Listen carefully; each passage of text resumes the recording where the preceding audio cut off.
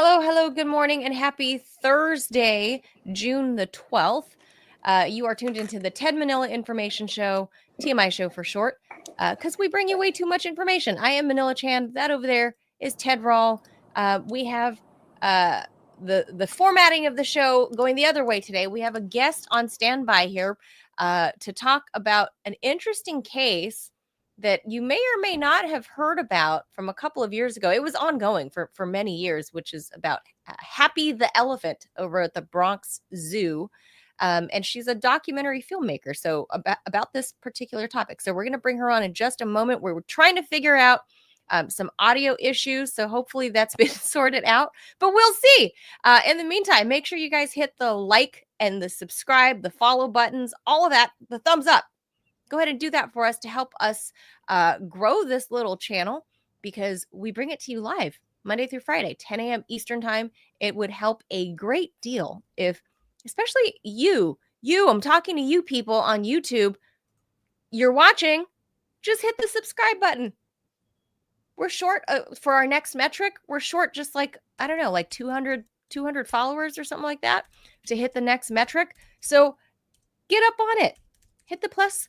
Hit the thumbs up button, plus or whatever. No, it's a thumbs up, and follow, subscribe. All right. So without too much further ado, Ted, I think we'll get to headline news after the guest. Guest is on the first half right now. Ted, you want to tell do we have a should we have a sound check, or I mean? Yeah, we can bring her on. Let me hit the jaws. Sorry for the clunkitude, but let's just see how this goes. All right, Nancy, say something so we know you're not echoing. Hello, nice to be here. Much better. Good. Audio fix. Good. All right, that's the audio fix on my phone. That's the voice of Nancy Cecil. She's a Pulitzer Prize-winning photojournalist, documentary filmmaker, documentary photographer, and filmmaker. She's a former staff photographer for the New York Times. Her first documentary, Escape Artists, The Tale of Mike Jr. and Freddie, was funded in part by the Brooklyn Arts Council and the New York State Council for the Arts. The documentary premiered at DOC NYC in 2022 and has gone on to screen domestically and internationally. The film screened in March 2025 at the Fauna Animal Film Festival, and I will never be able to pronounce this right, in Tepoztlan, Mexico. Oh, Tepoztlan. Wow. That took me a while too. All right, where it won a Domingo Award. So this movie concerns the Happy the Elephant lawsuit, which was initiated by a group called the Nonhuman Rights Project on behalf of an Asian elephant at the Bronx Zoo, who's been there since 1977. Her name is Happy. So the NhRP filed a habeas petition back in 2018, making the, I would say, legally novel argument that Happy, who had been alone, and so elephants are famously social, since 2006, since the death of her companion partner, Grumpy, is being unlawfully imprisoned because she's isolated and her space is way too small. The group highlighted her self-awareness. That was a test. She passed a mirror self-recognition test in 2005. That's something that animal biologists say indicates that, you know, she knows who she is, that she knows she knows what and who she is, as sort of the way we do, as evidence of her autonomy, and argued that she deserved legal personhood and the right to bodily autonomy. The zoo, unsurprisingly, fought tooth and nail. This case went all the way up to New York State's highest court, which is the Court of Appeals. Ultimately, they said that habeas only applies to human beings, not to animals, even though the court did acknowledge that elephants are very intelligent. There were dissenting judges. This was a 5-2 ruling, which I think is super interesting and shows some hope for the future. Animal rights, of course, are the core of this whole thing. Very famously, there have been some other cases around the world where animal rights have been more recognized. In Colombia, 4 years ago, a U.S. federal court recognized a community of hippos. That's a famous community of hippos that were descended from Pablo Escobar's herd of hippos as, quote, interested persons under a statute supporting a Colombian lawsuit to use contraception rather than killing them. That's a milestone in animal legal status. In Pakistan, the Islamabad High Court, that's the highest court in the nation's capital, said that animals do have legal rights under the Pakistani constitution, specifically relating to a chained elephant, but we don't know about how other animals. And in India, this is maybe the most sweeping case. In 2018, the Uttarakhand High Court, this would only be in one state in India, declared all animals in the animal kingdom, this would even include insects, as legal entities with rights, duties, and liabilities, following a case on horse transportation. This ruling later on went down in front of the Indian National Supreme Court.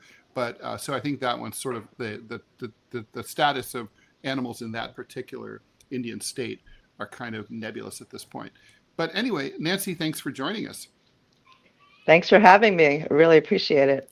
So, Nancy, tell us a little bit about Happy the Elephant, why you became interested in this case, and tell us about your movie. I found out about this case from, I guess I get a lot of animal stories on Facebook because I'm inclined that way. And I think it was an article in the Post saying that this case had started in February 2020, and there would be another day of hearings at Bronx Supreme Court. So at that time, I was working on Escape Artists, but I thought, wow, I'm just going to go over there and try to film in the courtroom just in case I wanted to make a film about this.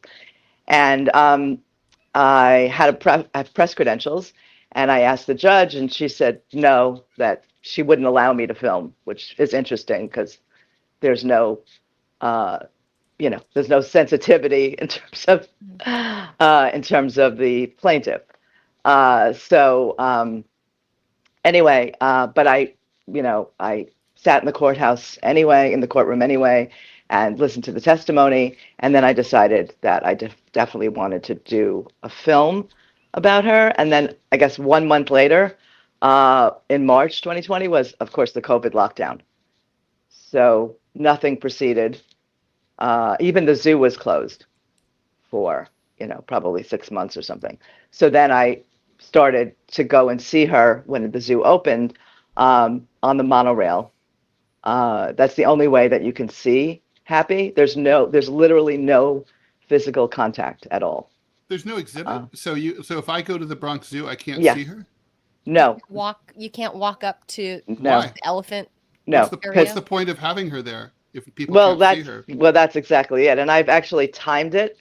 You go by on a monorail, they don't slow down, and it's about 45 seconds. Oh. And I've gone so much that I really notice people's reactions. And even kids, like before you see her, you see a red panda, and kids go crazy over the red panda, even though the red panda is the small one, right? Yeah, red panda is a small one, and it's generally sleeping in the tree. Right. But, because there's a Disney movie about a red panda, I think that's the reason.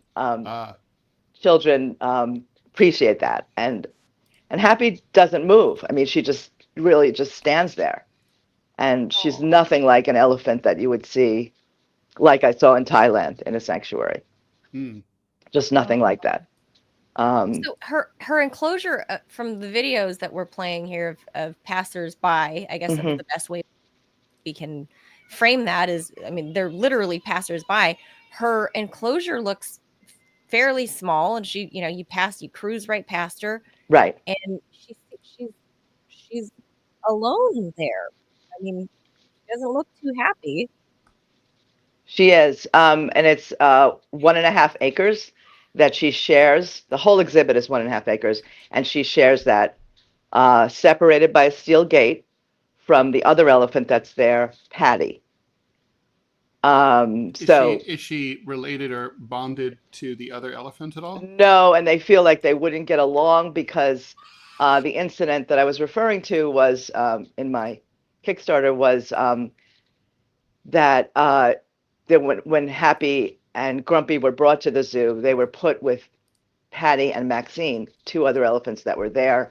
And while Happy was somewhere else, Patty and Maxine attacked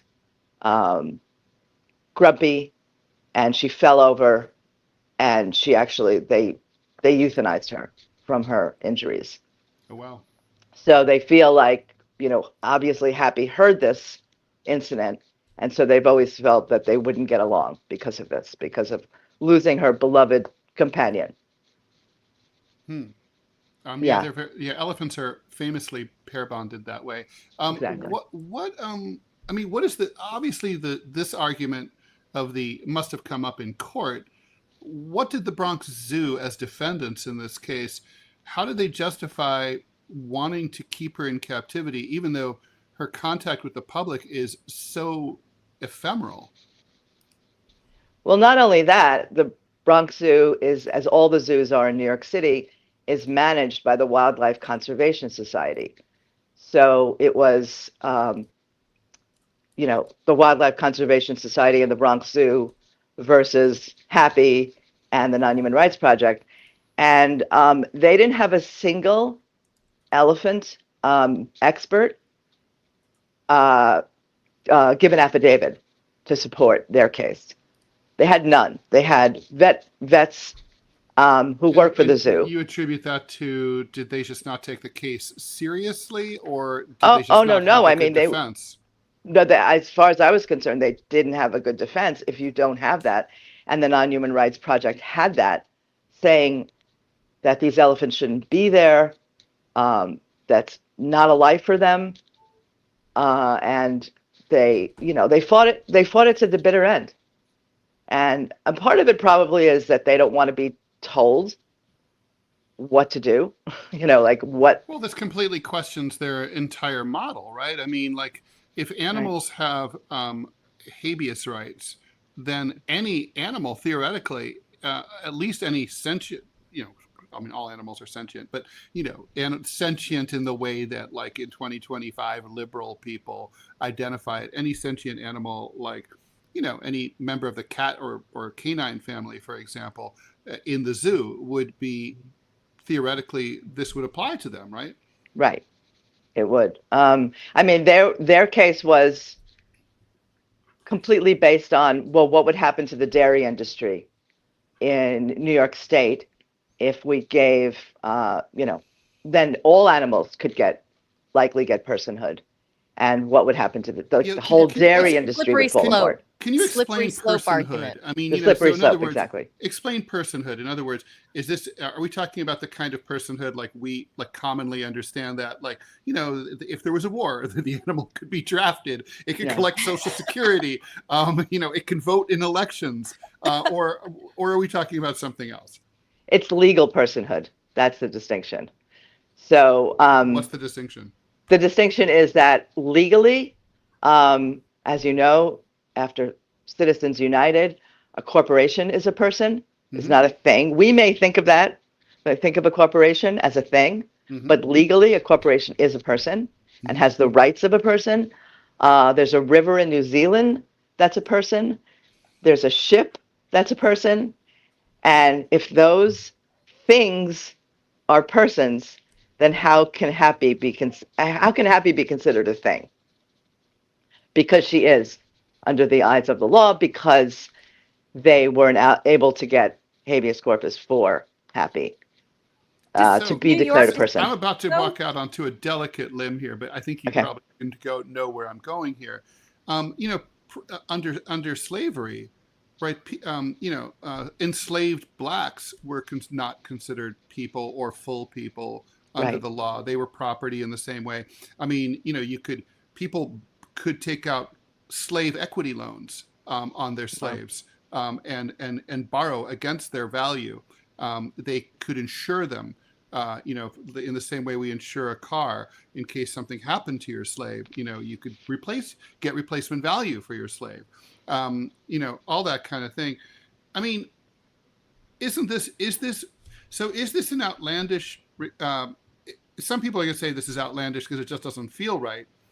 Other people will say, maybe we just haven't gotten there yet as a society, but we will get there because it's the next logical step.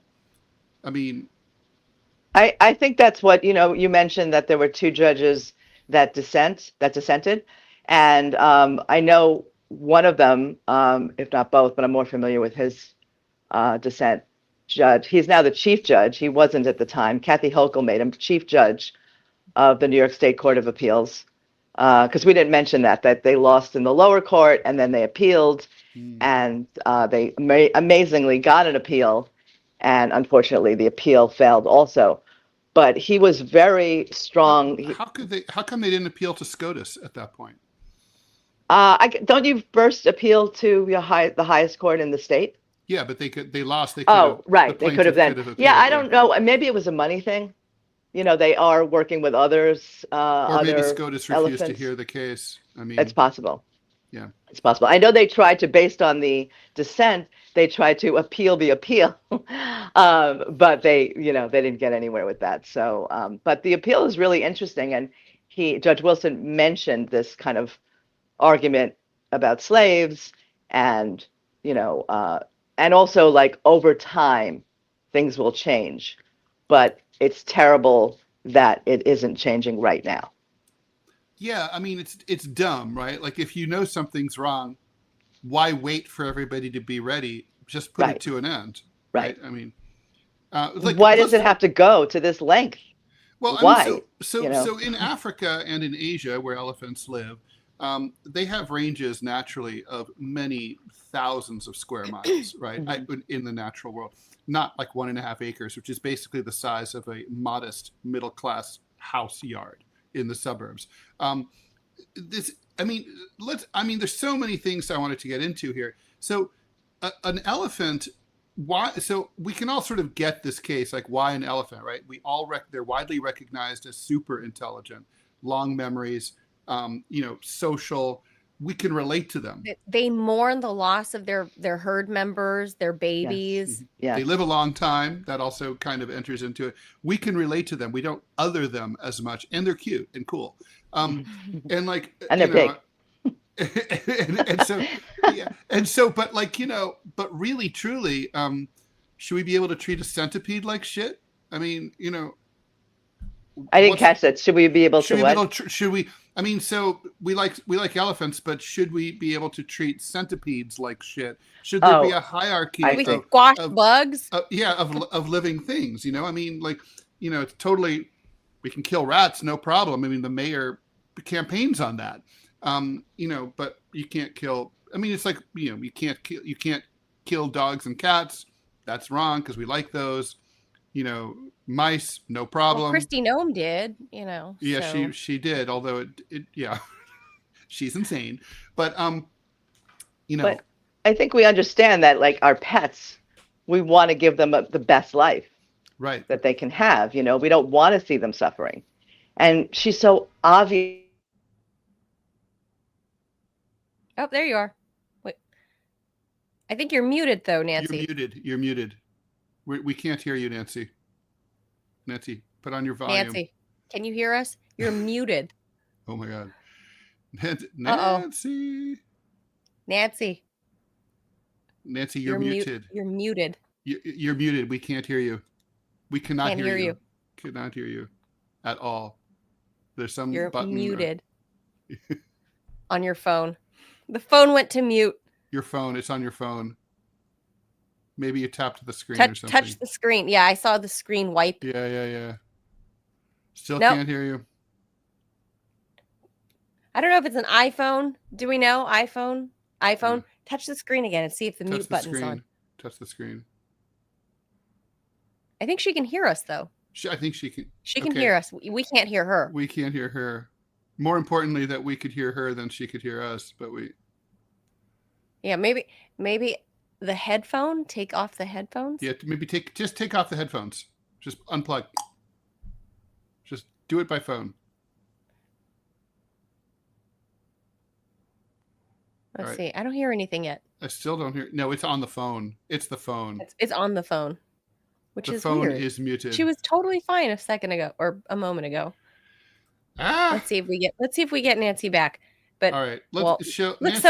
Look at all this B-roll. Why don't this B-roll that I have from the Bronx Zoo. Let's talk about this. So, I mean, but look, this is it's on a cable. It looks. I mean, I've never been to the Bronx Zoo, but it looks like all the viewers, or I don't know, the visitors are on a freaking cable car. Yeah, I've that's right. never seen anything like that for a zoo. You would I think have. they Like in Florida, really. there's like wildlife sanctuaries that sort of show it that do that, where you go over like the gator ponds and stuff. I mean, Well, I obviously get it's a not, you gator can't walk pond, around down there. but like, so here's this elephant. Like, I was just at the National Zoo very recently, just a few weeks ago, and they don't have a very big enclosure either for the elephants there. And this is a National Zoo, the Smithsonian Zoo, Mm-hmm. and it's a huge zoo. But like the elephants, given their size, I see Nancy's back. Let's try Nancy again. How's it? Hey Nancy, Am I back? Yes. there you are. Yes, I was just Okay. saying at the National Zoo here in DC, the elephant enclosure, I would venture to say, is no more than like an acre and a half to 2. Right. I mean, and there are like 2 or 3 elephants there at the Right. National Zoo, and they don't have any natural grass growing. There's no like natural, like there's no everything is a very contrived environment for them. Right. There's nothing natural about their environment, and it always makes me sad. And I think those are Asian elephants too, because they have the smaller ears. Right.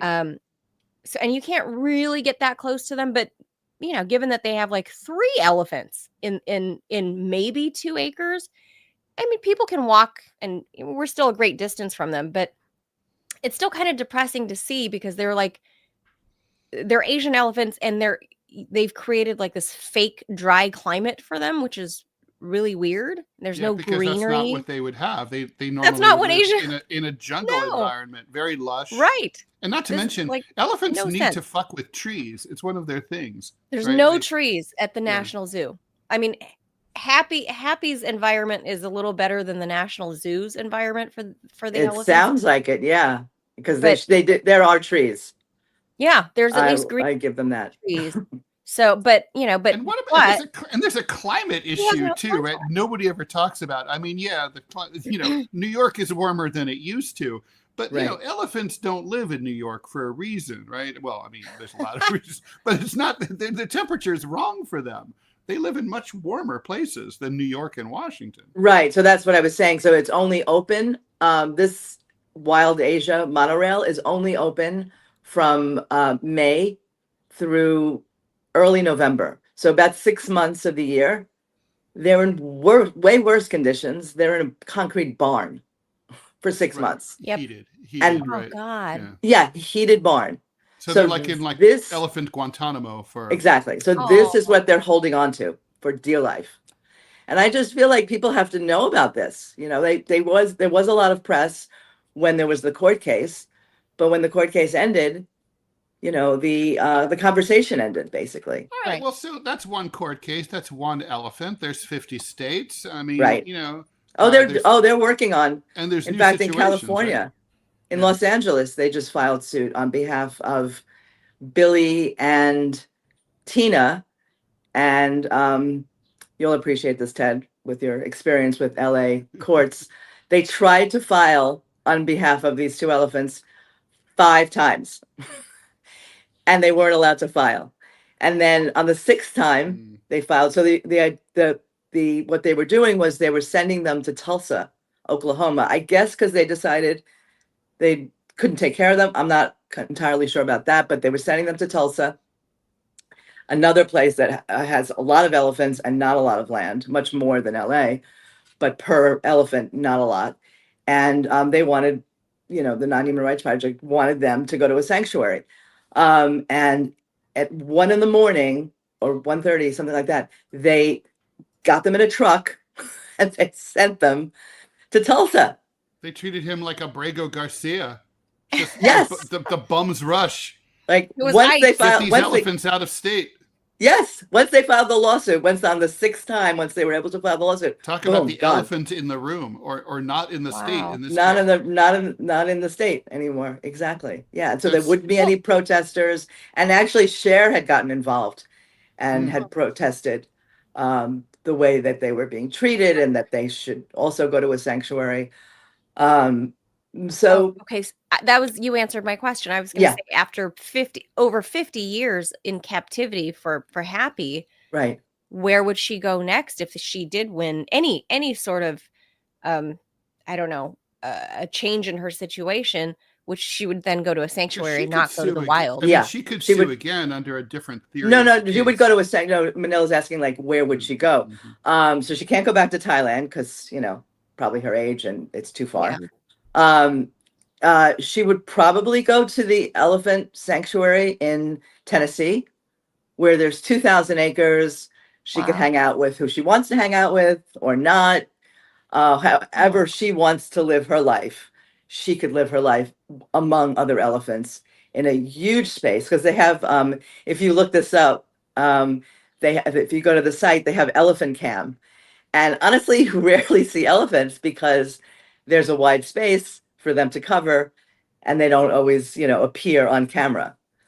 So that's probably where she would go. There's another place in California, which is called Performing Animal Welfare Society, and that's another sanctuary, but that's farther, of course. So Nancy, you have a Kickstarter up Kickstarter, right yeah, for this movie. It's called Happy in the Bronx. So people should search for Happy, go to Kickstarter and go to Happy in the Bronx and support this project. So what is the, tell us about the film, and then before we let you go, like, okay, what was your take? Well, what are you one trying second, to accomplish? Robbie's got a question for Nancy. Robbie's our producer. So I'm gonna pop Robbie in there. Okay. Hi, Robbie. Howdy. No, just a quick question. I mean, one thing I was thinking, I think that zoos should just be banned. I don't really see the point of them. You're right. I mean, just to be completely honest with you. The concern that I have with personhood, for animals is I live here in Montana, and people like cute animals. Well, here in Montana, we have lots of cute animals called cows, and so we eat them. And so the concern is that I have, if animals start getting personhood, then could lawsuits be brought, say, hey, you're murdering these cows, you can't eat them. Is that a viable concern, or am I just completely off the reservation here? I mean, that was the argument that the zoo, that's exactly the argument that the zoo made. They said it with dairy, that, that it would make the dairy industry collapse in New York State if cows also got personhood. So, that's like, stay off my tits. Yeah. Right. I mean, it's a valid concern, right? Because if you open this Pandora's box, where does it stop? Right. I just seems like to me, just closing zoos just makes more sense than making giving animals. Yeah. The argument for zoos, which I've always thought was weak, was the educational component. Like, people get to understand about the natural environment by seeing animals up close. But we have the in the most unnatural environment. In the most unnatural environment, right? But it's like with her, like, what are you really seeing? Right. These are like stereotypical behaviors. She stands there and she rock back and forth. It's extremely depressing. Every time I go, and I probably will go next week. I can only go on free day because I don't want to spend any more money. You have to pay $7 even on free day to go on the monorail. Wow. But so I don't want to monetarily, and the zoo is like $40. It's incredibly expensive, and also I should add, it's one of the poorest. You get snacks. It's what, exactly, and you will, because it's big, and you get hot. Yeah, you get hot, you get hungry, you get thirsty. It's a long walk. Yeah, so it's a lot of revenue for them. I mean, I can't see any other reason why they would keep them. No humane reason, that's for sure. Yeah, I feel like it's obviously very exploitative to the animals, and it's cruel. It is needlessly cruel. Like this cruel. Poor girl. Yeah, this poor thing. Yeah. So now, like Ted said, before we let you go, tell us about your film and how they can support you and all of that good stuff, and where they can find you. Well, Kickstarter, of course. I don't know. Can you guys pop in the link for that? Yeah. In the chat? Yeah. Tell me the link. I'll pop it on the screen. Oh God. do it. I should have just- sent it to you before. They go to Kickstarter. Kickstarter and they just Kickstarter.com. look up the way this is my name. This is the way it's spelled as like Cecil, like Diesel, except with an S. It's German. Siesel. Siesel, right? Or Happy just the Elephant, I imagine. Or Happy in the Bronx. Or Happy in the Happy. There's probably a lot of happy Happy in the Bronx. content, but Right. Happy in the Bronx is the name of the film. Not that many people are happy we're in the Bronx. So we're trying to raise money to finish the film quickly. My last film took me 8 years to get enough funding to finish it because I'm a photojournalist. I'm not making a lot of money, if any. So, and I have to, pay people. So, so that's the point of like doing this, trying to do it quickly and raise the money and get this out there, have community screenings, hope to get into Doc NYC again. And show this to the people of New York City. Yeah, raise awareness. Raise awareness. I should also mention quickly that my city council person, who's now being primaried, unfortunately, introduced an elephant ban bill in city council, and she introduced it twice. They never voted on it because you have to get co-sponsors in order to bring it to a vote. But unfortunately, she's being primaried. I hope she's going to win.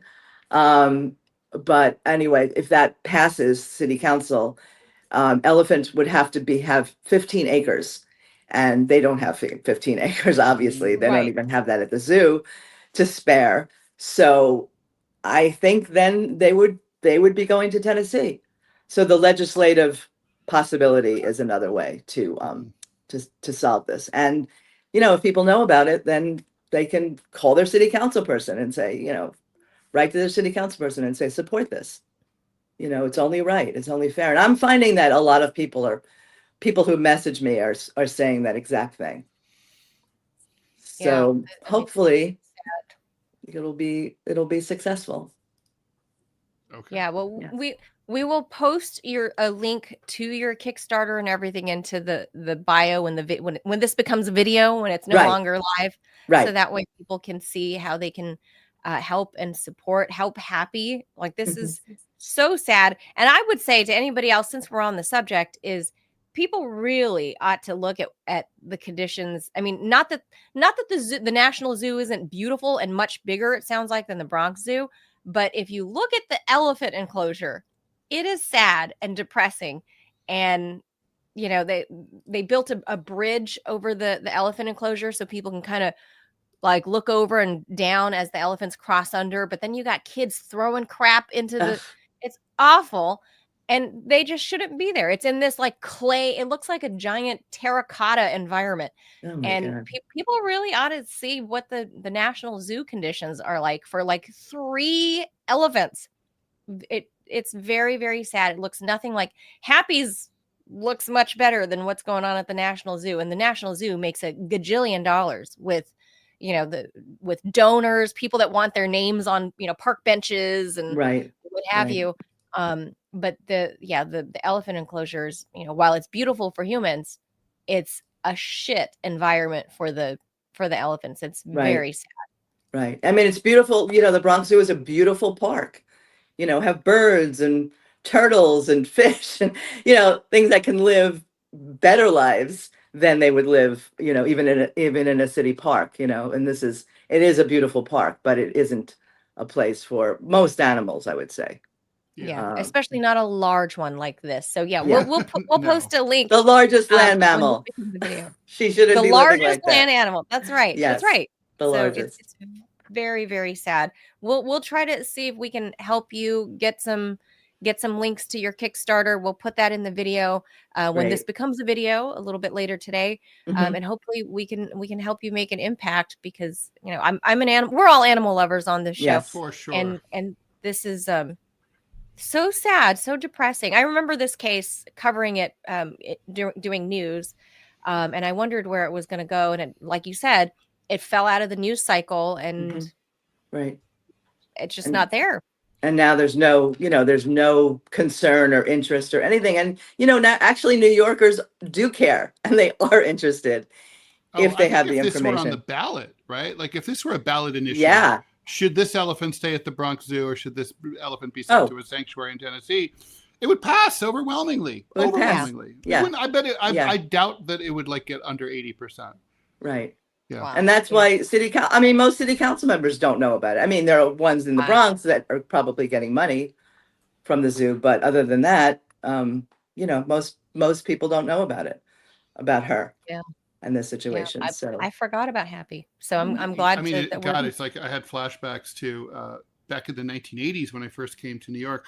There were still big animals at the Central Park Zoo, which is a tiny zoo. Wow. It's basically like it's a zoo that you would expect to find in a small town in the South or something. It's just like so tiny, and they had like big ass animals like giraffes in like these cages that they could barely move around. I mean, it was horrid. How sad. Yeah. They had an elephant there too, I think, and also in Prospect Park Zoo. Oh, I mean, that elephant was like basically was like that horrible? I've like seen basically pictures. like in a cell. Right. In a cell. A barren cell. Yeah, with just bars, old school. Yeah. Yeah. So sad. I mean, at a certain point, people were just like, there were so many complaints that they put an end to it. Now it's a pretty decent park. That's a decent zoo. I mean, relatively. There's seals, that kind of thing. Right. Although seals are smart and they shouldn't be there either. Well, yeah, they shouldn't. Dolphins, smart. I don't think they have dolphins, but they don't have dolphins. They probably do at the aquarium, which is also run by the Wildlife Conservation Society. By the way, Conservation Society. if you it's so really interesting thing before I let you go, Nancy. Years ago, I think this was about 25 years ago, and there's sometimes the video pops up on YouTube. There was a very famously depressed polar bear at the Central Park Zoo that had an indoor out. It had a water section and a above ground section, and it was famously depressed. It basically went back and forth, back and forth, back and forth, back and forth all day. Exactly the same motions. It would swim down to the bottom part where you could see it underwater, and then push against the glass, turn around, go back. Same exact repetitive motion. There was a lot of controversy about it. And ultimately, the bear kind of resolved things himself. So what happened is this is hilarious. It's like the Far Side. Some little girl was in the room, in the underground room, and she inexplicably was wearing a hat in the shape of a seal. What? And it's like, who has a seal hat? Anyway, the bear stops cold, like, holy shit, and just smacked the glass. No. And the glass, there's like 15 feet of water there. The glass broke. All the water comes, people, bear, seal hat, all whoosh out of the exhibit. Bear is on the loose in the Central Park. In the Central Park Zoo, I guess this was. Yeah. And the bear was loose for like, I don't know, 45 minutes until they were able to, thank God they didn't have to kill it. But oh my God. It cracked me up to no end to see the video. And then they were like, well, this isn't really safe or really a good idea. So I think they like offloaded the bear somewhere else. Also big land predators who, have massive ranges and are super intelligent. Right. Don't fuck. I wonder what happened to the bear. I don't know. I think the bear ended up in somewhere honestly, not as bad. But probably sent him to another zoo because they don't want to give up their animals to a sanctuary. They don't want to do it. Yeah. Yeah. We have a lot of nerve though. I mean, we're prey to polar bears. I mean, really. Yeah, actually that's true. That's lucky that, nobody got hurt, especially the girl with the seal hat. I think the video is to die because everything is just like whoosh. It's like, that's comedy. It's amazing. Crazy story. Anyway, well, let's keep happy in the news. As the tigress at the San Francisco Zoo. I love that story. Yeah, we got to keep happy in the news. Right. And anybody that's an animal lover, please go, if you're in the position, help Nancy finish her film, Happy in the Bronx. Finish the film. Yeah, how many more days are left on the Kickstarter? 21. Okay, that's not a long time. We're trying to reach 5,000 by this weekend. Go and donate. It's not that much money if enough people do it. All right. If enough people do it, a couple bucks, throw in a couple bucks. Yeah. And it's all or nothing. We should add that. All or nothing. Oh, in other words, if you don't get there, if you don't make the goal, you don't get a penny. Right. So That's not the way like a Kickstarter grift, works. like a GoFundMe where it's like, oh, like we got, I needed Right. $20,000. I got $6,000. That wasn't enough to do my project. Right, So I spent the No, $6,000 on, Oh, I get see. nada. So they don't Vacation. charge the credit card They unless refund the other people. you make your goal. Okay. Well, it's not even refunding. They don't charge it until you make your goal. Oh, I So see. that's the way. So it's a pledge. It's Ted- really a pledge. Pledge. It's a pledge, right? Yeah. Ted has done it, and he's been successful. I have done it. Yeah. So I'm listening to him telling me that I should be more on social media. Gotta. Yeah. I mean, people love Americans love animals, so I think it's a great cause. All right. So, All right. Nancy Cecil. Diesel, like Diesel. Diesel is a Like Pulitzer Diesel, Prize except with an S.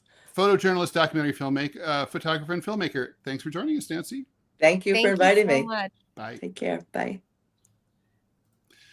All right. Oh, that's so sad. I'm sad. Like I love big animals. So anyway, I'm gonna hit the jaws and we'll get to the news. Yeah, we have a lot of news.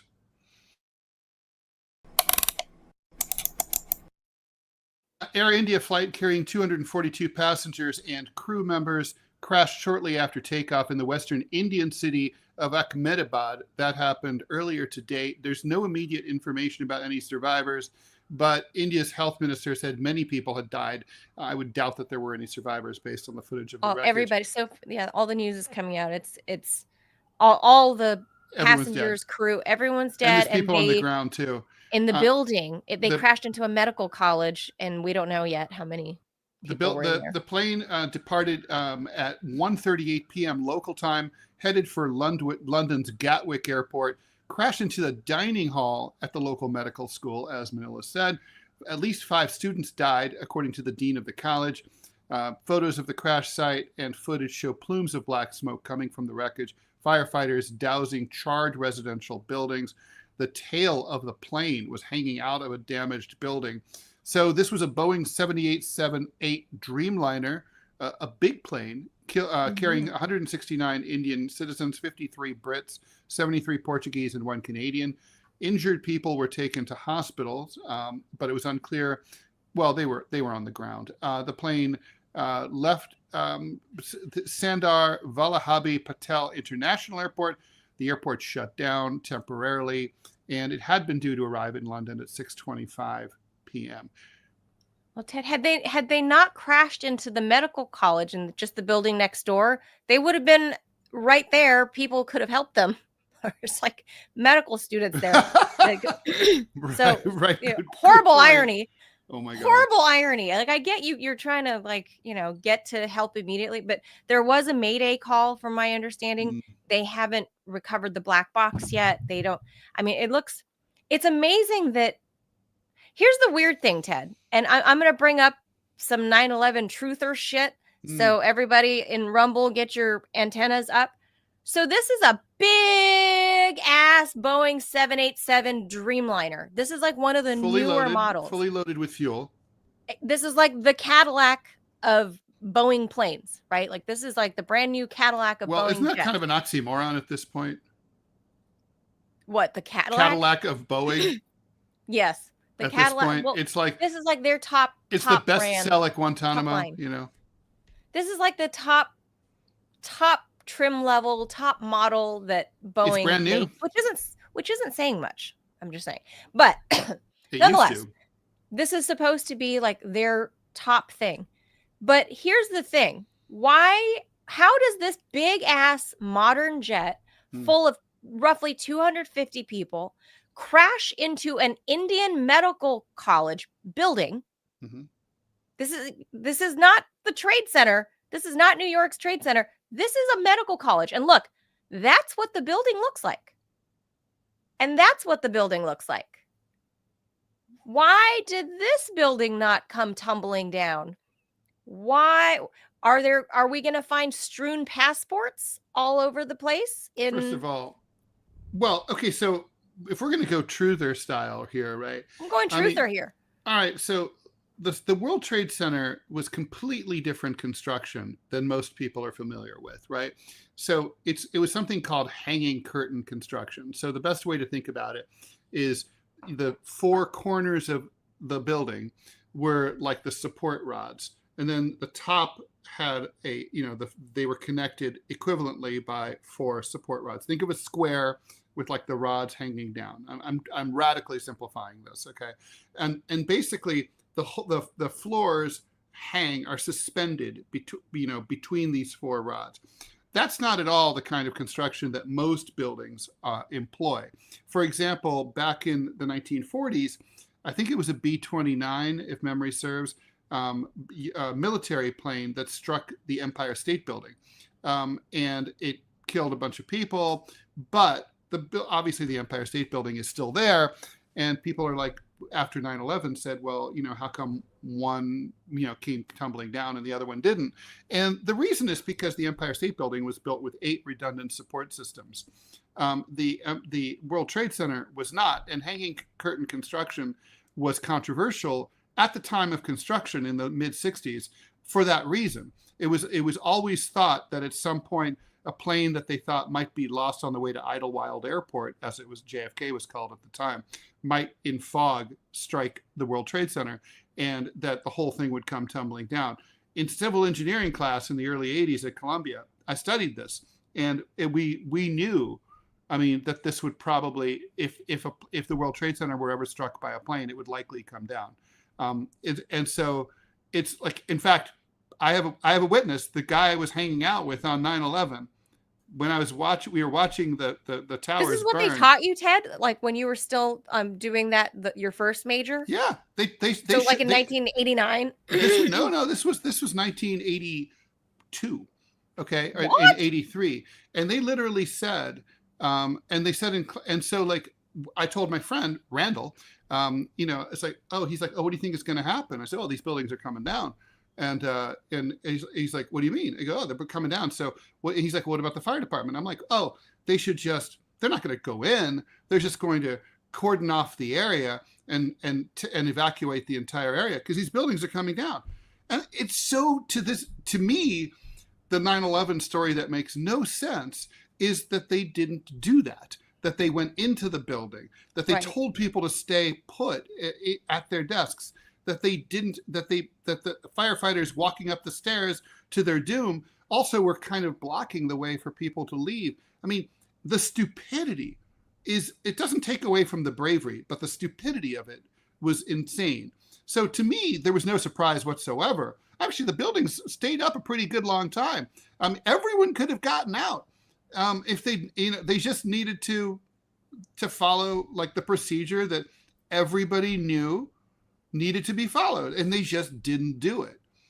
They treated the World Trade Center, the FDNY treated the World Trade Center disaster as if it was just a fire in a building, like it was happening in a 6-story tenement in Harlem, as opposed to a 110-story, quarter of a mile high, colossus where you couldn't, the ladders couldn't reach. You can't get people out the windows. You can't land on the roof.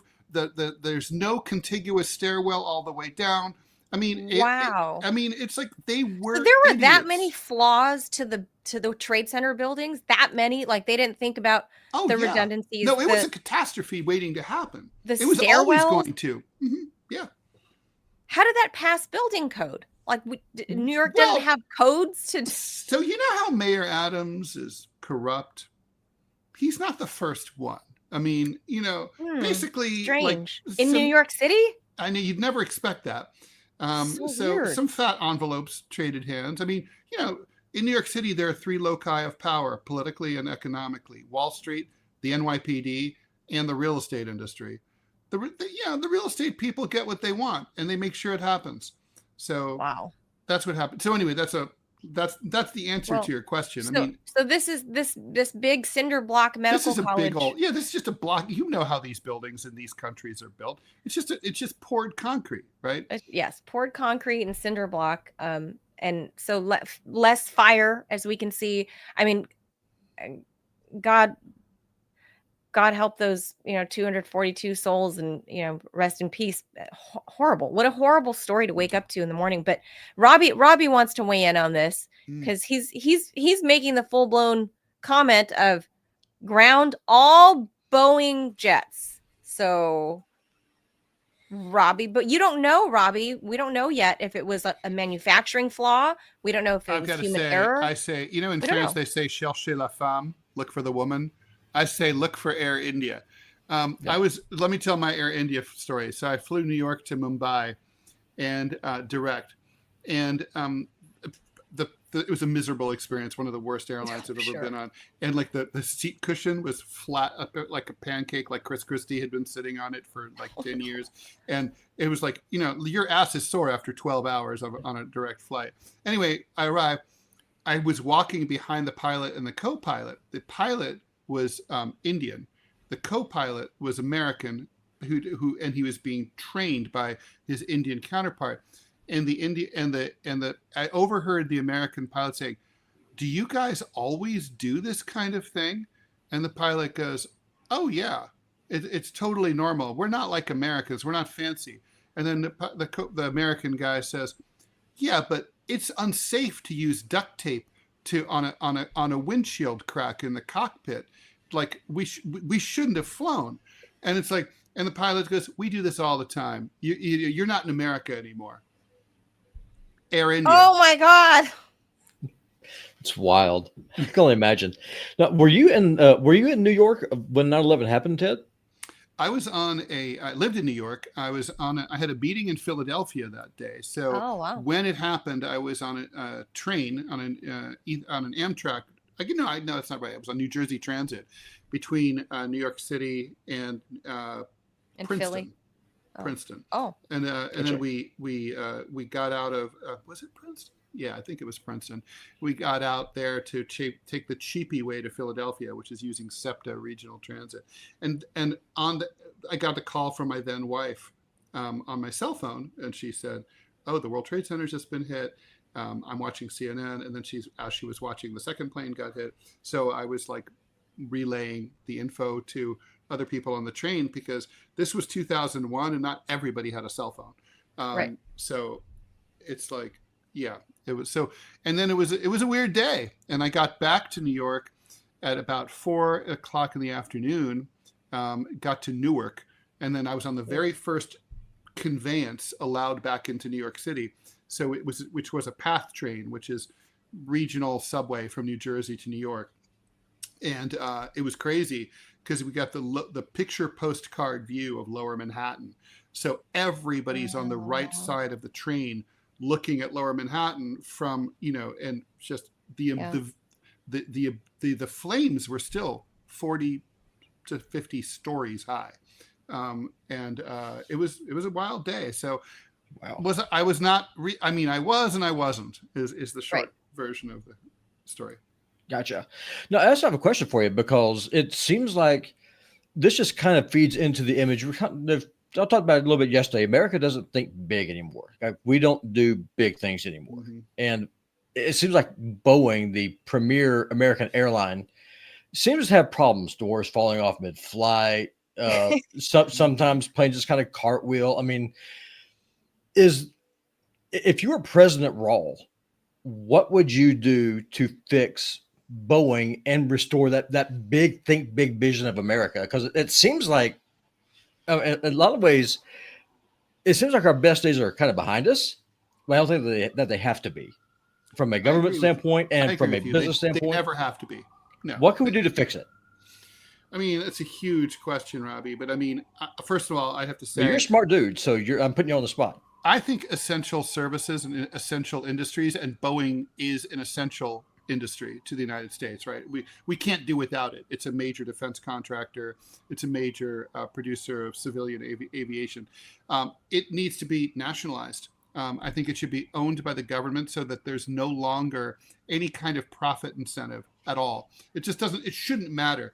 We need these planes, whether they're profitable to make or not. I mean, a lot of Boeing's problems have come down to cost cutting and skimping on safety in order to save a few bucks here and there. I mean, the Ethiopia flight that went down, and the other one, Lion Air, in Thailand, the Malaysian airline, both of those, the pilots they basically changed the controls without telling the pilots, and the pilots had been trained on iPads. It was Yeah, it was the MCAS system. Boeing made some software changes to the MCAS system that didn't align with what the pilots were trained on, which was on the iPad and in flight simulator only. Nobody was able to even train on the actual jet. And the MCAS system, what it did was it overrode what the human pilot told it to do, because it was programmed to respond a certain way. So it's AI. Well, it wasn't AI, but it was, theoretically, this is the idea of why people are afraid of AI, is that it's going to outthink the human and be wrong. And that's basically what happened. Yeah, that's right. Exactly. I mean, it's sort of like sometimes if you've ever driven a car that has like the auto guide feature, where I have that in my car. If it starts to drift off to the left or to the right too much, it will correct you. The steering wheel will adjust automatically. Yes. And it doesn't always know that, for example, there's a raccoon in the road and you're trying to not hit the raccoon. Right. And so it's just sort of like outthinking you. But you're right. You shouldn't hit the raccoon if you can avoid it without, losing control of your car. So it's like that. And then I think there's also a tremendous need to, to just again, it shouldn't be about profits. We need high-speed rail, whether or not it's profitable or not. We need colleges and universities, whether they're profitable or not. Anything that's an essential service for a society should not be subject to profits. Hospitals should not be a for-profit industry. I don't have no problem with a bunch of other stuff that we don't need. The entertainment industry totally can be for profit. Stereo components, totally for profit, no problem.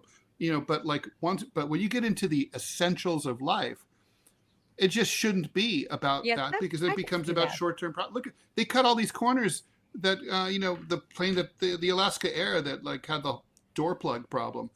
Yeah, that was a cutting corners thing, and the engineers have been complaining about it for years. Like you're trimming back safety protocols.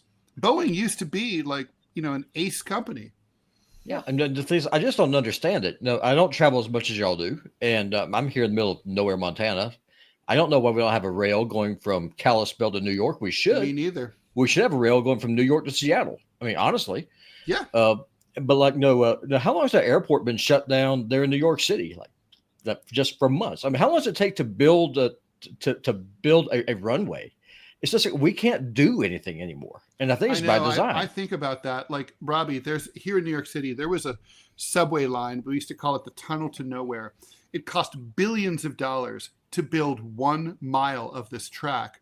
Oh my God. And it took, I think, 45 years. Okay. What? Meanwhile, if you look at the origin story of the New York City subway, the first lines, which, are like, they run all the way from Manhattan to the Bronx and, all over the place.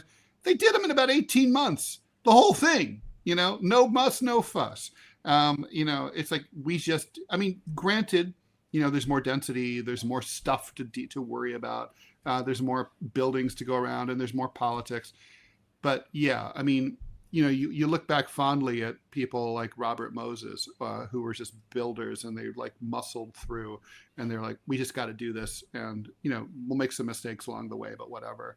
I mean, you need the ambition, but you need to give someone the power to do it.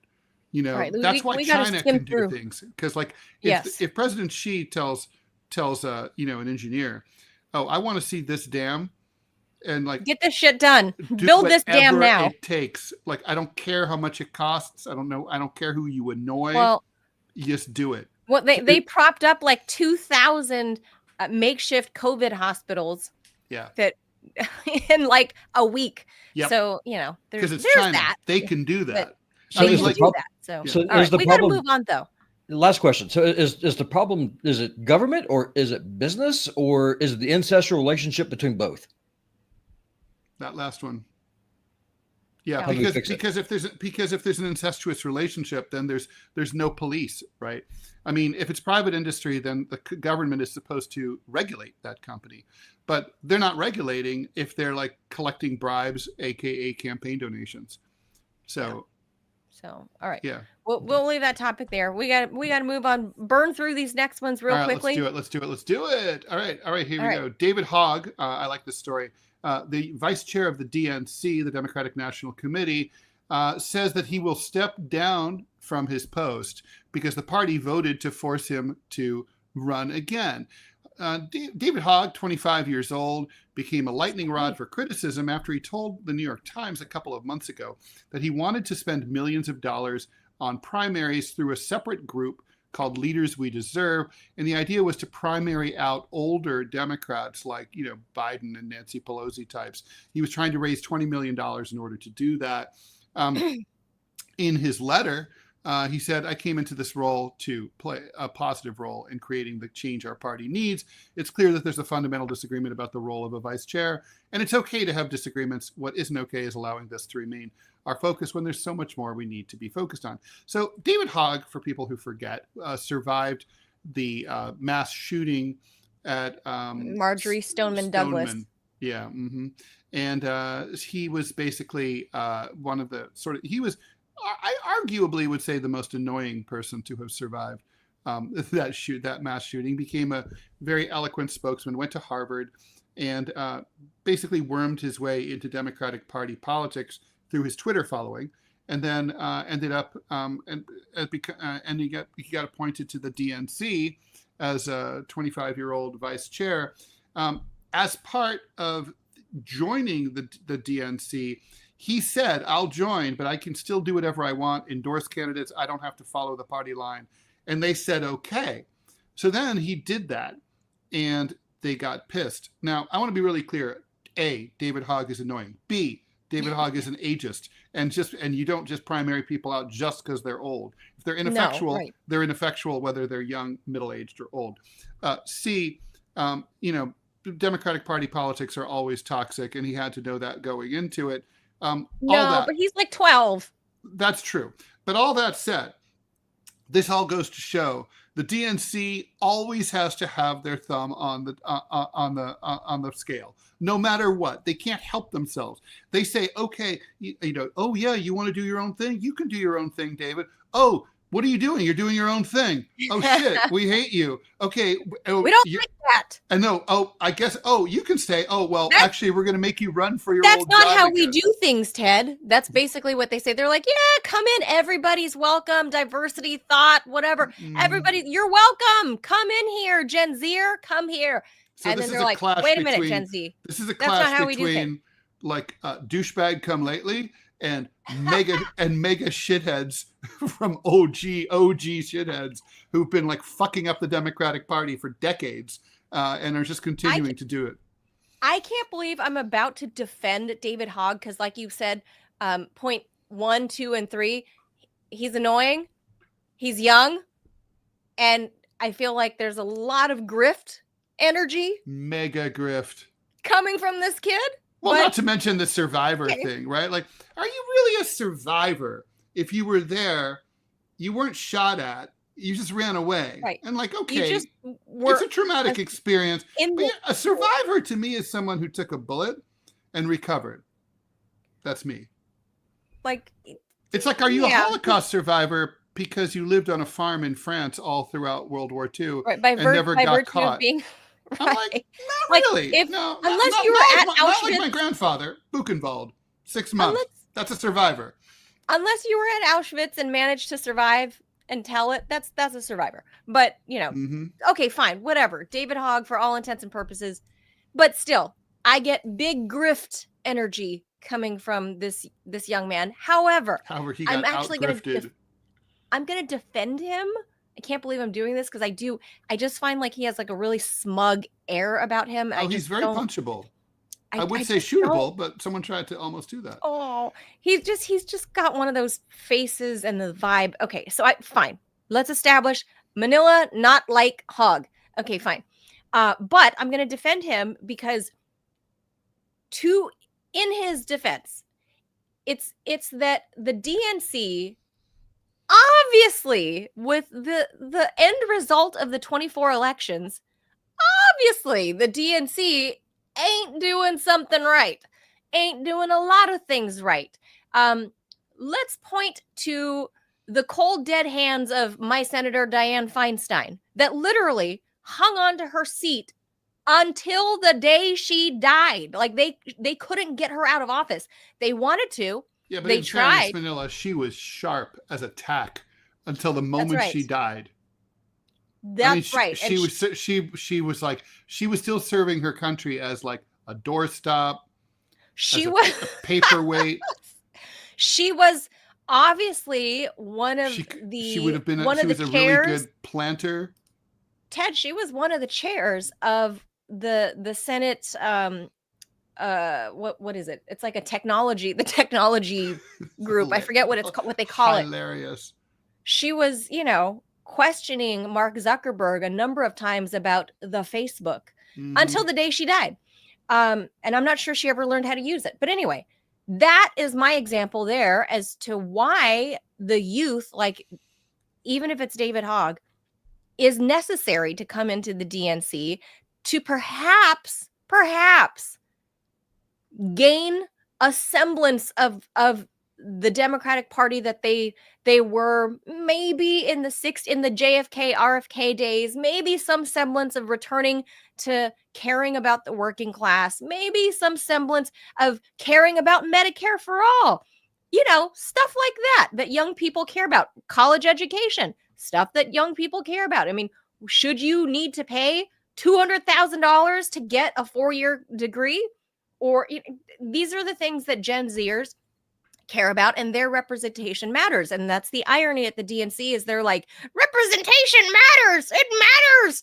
That's why we could only have one chair for this that's male, and then the other chair, the other chair is reserved. One chair is reserved for female, and the other chair can be open to whoever wins. And they're trying to get him out based on a technicality of that. They're like, well, we can't have 2 chair people be males, even though one of them is a black male. Don't know if that gives him some DEI points at the DNC, but David Hogg is a straight cis white male. Wait, I was going to say, isn't he gay? David Hogg? I don't think so. Oh, I thought he was. No, I think he's a plain old straight white kid from Florida. Nice. So the DNC is trying to ouster him based on that, which is the irony, because they're like, we care about young people. We want to hear their thoughts. And this kid wants to usher in. I agree with his ageism, because Ted, we're ageist too. We're like, there are certain things that come with ageism, and you cannot deny that Joe Biden being 104 or Dianne Feinstein being 137 before she finally vacated office one way or another. There are things that come with being old, and no doubt, David Manila, Hogg is but right. that's the thing is, pardon me if I've missed it, but I haven't heard David sort of thread the needle between people who are senile and can't do and ineffectual. Right, he's like just Biden saying old. Was. He's saying older, and the impression, when someone who's 25 couldn't be wetter behind the ears if he'd just gone over Niagara Falls. He says that, it says like, like anyone who's old, he means like 32-year-olds. I'm old to him. I'm 20 years older than him. I'm old enough to be his mother. I'm ancient. I'm a fossil to him. So, It's like, so if he was saying like, listen, we need to get out ineffectual people who, in some cases are too old. No argument here. But he's not. He hasn't been clear on that. He's made a shit case for why the age part matters, and he probably should work on that delivery a little bit about these are the things that come, my concerns associated with age related time in office. He did go to Harvard. There. Presumably, he knows how to speak clearly. So if he had it to say, presumably he'd know how to say it, right? He got into Harvard because he was a Parkland survivor. Totally. Yeah. And I would love to see what his high school records were, because he strikes me as a little bit of a derpy kid that's kind of like a bro. And then he grifted on the, so. Yeah, no. I don't know. That was my take as well. All right, let's keep going here. And then last, but not last, No. penultimately last, Israel appears to be preparing to launch an attack on Iran. That, according to officials in the U.S. and Europe. World War III. World War III. Trump, yeah, what could go wrong? Trump had threatened to do the attack, but I kind of doubted seriously that was going to happen. Anyway, the concern about a potential Israeli strike and the prospect that Iran could retaliate led the U.S. to withdraw all of its diplomats from Iraq and authorize the voluntary departure of U.S. military family members from the Middle East from places like Bahrain. It's unclear how extensive an attack Israel might be preparing, if in fact they do, but Netanyahu is pressuring Trump to allow Israel to attack. Trump waved off another plan to attack a few months ago, saying that he wanted a chance to negotiate a nuke plan with Iran that would put an end to any possibility of a nuclear weapons program. 2 weeks ago, Trump warned Netanyahu not to do this while negotiations were underway. It's not clear exactly what Trump has said to Bibi this time, but apparently Trump is a little bit less optimistic about the peace negotiations between the U.S. and Iran. So it might be that this is happening. Between you and me, I'm 60-40 thinking there will be no attack. This is all just part of Trump's usual technique of blustering and threatening to try to make negotiations and talks go his way. He does it in every respect. He did it with, the Chinese about the tariffs. He just always screams and yells and says, I'll do whatever to get my way. So, it's like, okay, Iranians, you don't want to play nice. Fuck you. Well, I'll let Bibi have his way and bomb you. Yes. But so here's my it could thing, happen, but I doubt it. Last night, deep into the night, well into the night, not deep, well into the night when most people are having dinner and chilling in front of the TV, 8, 9 o'clock at night, Marco Rubio announced that he is clearing out all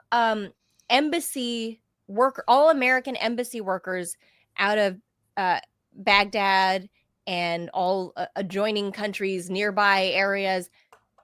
That's very suspect to me. Marco Rubio sent out an emergency cable that says, you all need to come home. So that's very concerning because that tells me that there sounds like there's going to be an imminent strike that the U.S. knows about and is not saying it. If you're clearing out embassy staff from neighboring towns, countries, cities, neighboring Iran in the general vicinity, that to me tells me that somebody gave Bibi the green light, or not even that. I feel like Bibi made the decision and there's no stopping him. Thus, Marco Rubio having to issue an evacuation order to embassy workers. Mm-hmm. So I'm very suspect about what's going to happen next in the next, 48 hours. And I suspect that Mossad is working diligently right now to figure out exactly where they're going to strike. But I think something is afoot. Quick ad. Still haven't tried 1775 coffee? Now's your shot. The 1775 starter kit just dropped. Only 1,000 units. You're getting the bold dark roast that hits harder than a CNN fact check. The smooth medium roast and the Vitality mushroom coffee for clean energy and laser focus. No crash. All single origin, small batch, toxin free and mold free. Plus you're also getting a gold spoon clip because freedom isn't scooped with plastic. A frother strong enough to stir up your coffee and your mother-in-law's political opinions, and a black 1775 tumbler that says, I don't take life advice or caffeine from a woke sea witch. $170 worth of coffee and gear, yours for $99. This is for the ones who have been watching 1775 blow up on Rumble, wondering if it's actually worth it. Spoiler, it is. Go to 1775coffee.com/studio and grab your starter kit before they're gone. Bold beans, clean fuel, and a morning routine that stands for something just like Rumble does. Start your day with coffee that actually backs what you believe. All right, we have one more story. Today is Loving Day. Loving Day commemorates the landmark 1967 Loving versus Virginia Supreme Court decision, and there's also a movie called Loving, that legalized interracial marriage in the U.S. Loving Day is a global day of visibility, education, and community, and particularly significant for interracial couples and multiracial families. The freedom to marry or not to marry a person of another race resides with the individual and cannot be infringed by the state. It is hard to imagine now that there was a time when this statement was not true. This, however, was the reality in America in a number of states before 1967. On June 12th, the U.S. Supreme Court struck down laws in several states that banned interracial marriage.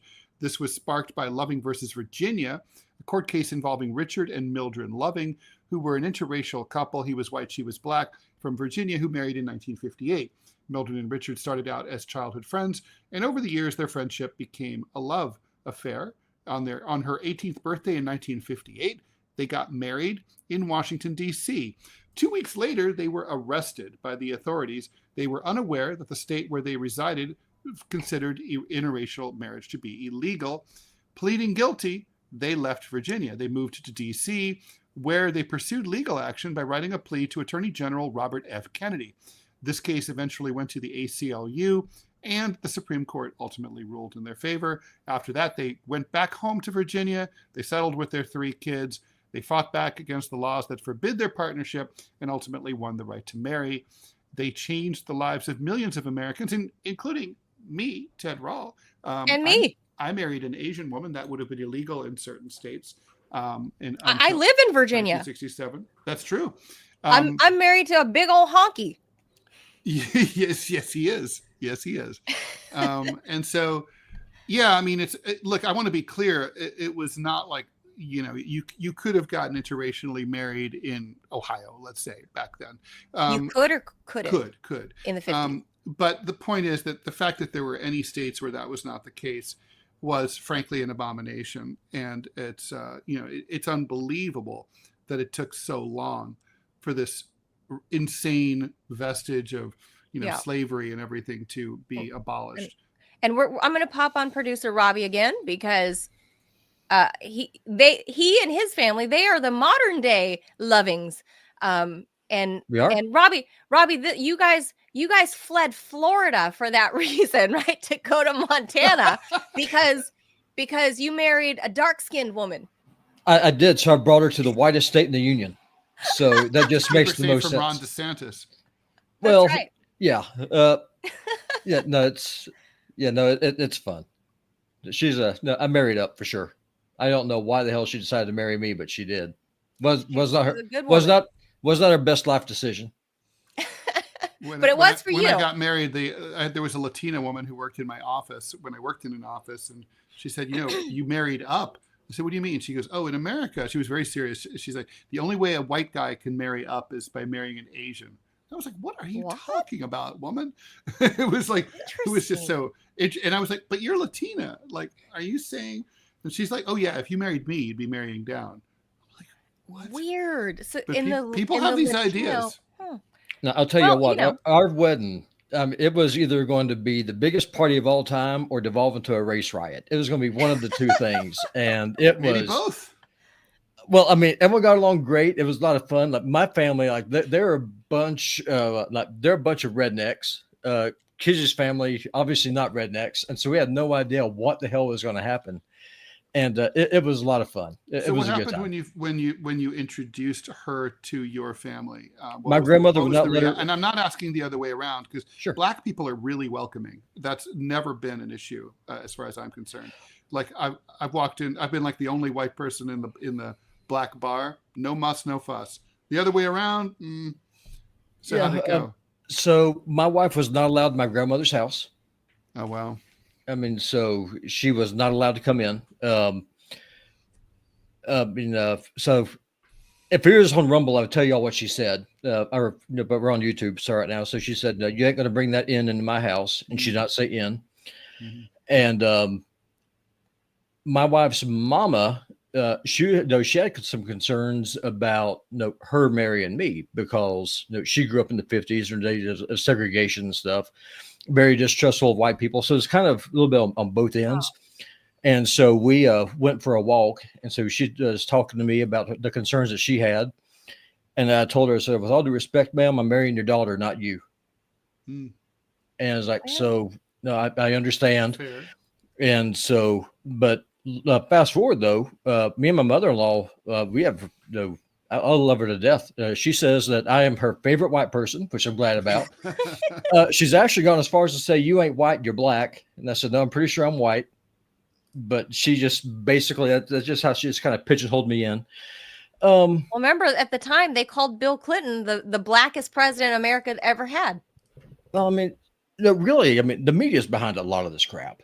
They want to just keep racial friction and stuff alive for for clicks. I mean, and the government does too. Like, they want people fighting each other stuff that frankly doesn't matter. Like, who the hell? What difference does it make what color you are? Racism is the dumbest thing on the face of the earth, and I catch a lot of that flack because of my status on immigration.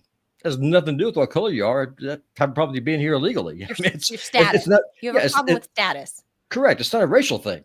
I mean, in the Bible, Moses, he married an Ethiopian, and his brother and his sister complained about it, and God gave him leprosy. So, I mean, God has no problem with interracial marriage either. So, King David, his grandmother was a Moabite. So, people try to say that the Bible teaches racism. They don't know how they're talking about, because we're all one blood. We're all created equal in the image of God. There's nothing dumber than racism. And I wish to God we just put it to bed. Yeah. So on this day in history, this is Loving Day. And now, Ted, if you drive all over Virginia, you'll find signs that, that it's on the license plate. It says Virginia is for lovers. This is a nod to this couple, the Lovings, which is that true? Very, very, yeah, that's why they call it Virginia is for lovers, because they kind of capitalized on it. They were just sluts. Because all the hoes live here, Ted. It's Northern Virginia. The hoe bags. All the hoe bags and skanks and what do they call the men? The putas, Gen Zers? Man whores. They call them fuck boys. That's what the younger kids call and the rent boys. Yeah. That's all of that is here in Northern Virginia. No, I had no idea where that came from. That whole Virginia is for lovers thing. Virginia is for lovers because it's the Loving case obviously made this a federal thing, thanks to RFK God, Jr. The ACLU must have just loved it when they came across this case, because they'd been looking to challenge this, and it's like, here's this couple who were, they were really truly like, picture perfect for this, but the name. Oh my God! They must have been like, the name are you was kidding? Oh Loving versus Virginia. I mean, it's from God. Like, you could not have like written a script better. No. Childhood friends, like literally childhood friends from the neighborhood. Like you couldn't have dreamed up a better case to make this a media sensation across the country when TVs were just becoming the norm. And he was a very like laconic, like sort of man of few words, and she was like sassy and yeah. He was killed in a car wreck like 10 years after that happened, and then she never remarried, and so it was just. Is that what happened to Richard Loving? Yeah, he got killed. Sad! I didn't know. He got killed. He got killed. Well, I mean, Loving Day is it's the day that my wife. They didn't have seatbelt laws back then. No, it's my entire family celebrates it, and by my entire family I mean my wife, me, and our 2 kids, because for us it's important. Just kind of like with the 2 of y'all. Yeah, it's just I guess that for us it's a little bit different because we're from the South. It also opened up the door to this, by the way, which is why gay marriage is allowed now, because under the precedent that was set. Not really. I mean, you don't get to pick what color you're born. You do get to pick who you have sex with. So there is that. I don't know about that. Well, you can pick. It's certainly true. You can pick who you have sex 100%. But you can also pick who you have sex with and decide that you're not going to have sex with members of another race, would be the miscegenation argument, right? But I mean, I completely agree. The point is you love who you love, and you're attracted to who you're attracted to. And and that's the point of like the gay marriage decision, right? It's like, that's not your Well, believe it or not, that being attracted to. Well, no. The point is the anti-miscegenation laws is that the point is the state has no business telling you who you can or cannot marry, provided they're over 18 years old. Considering that the state issues marriage licenses, they've made it their business. But it shouldn't. I mean, marriage is a religious institution between one man and one woman, and the state has no business. we've turned marriage into obviously a paperwork trail. That's what it is, and Yeah. a means for taxes. for taxation. Because it's about property rights and taxation. Yeah, Yeah. that's all it is. That's right. I mean, the government has no business in it, and that's my opinion. But it is what it is. Well, you But can yeah, certainly this be is married a in a nice day in church. I history. think, I mean, there are definitely churches that will marry you without a marriage license. It depends Not on the most, preacher. though. Mhm. I mean, some preachers, like there's some preachers that I know, if you have a marriage license, they won't marry you. They're like, no, the state's infringing on outside of its authority. As I have the authority to There do it this, and so it just really just kind of depends on what is it you're doing. But I mean, when a gay marriage though, when that started being a thing, kind of ties in with the whole story about the Southern Baptists. A lot of the gays thought the blacks would be all in favor of this because of the pushback against interracial marriage. And it really kind of backfired, at least where I was from. It's like, I didn't get to pick to be black. You get to pick your schlong in. So there is a difference. And so it really kind of backfired on them. Yeah. So this is how the ruling came down.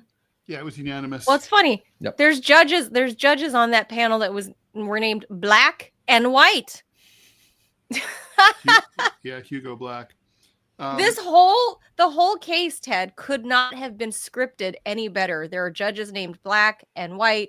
The couple's name is Loving. There's just everything about it, like everything, it just made for TV. All right, guys, we're so way over. We're it. Over an hour and a half. What Over's are we doing good. tomorrow?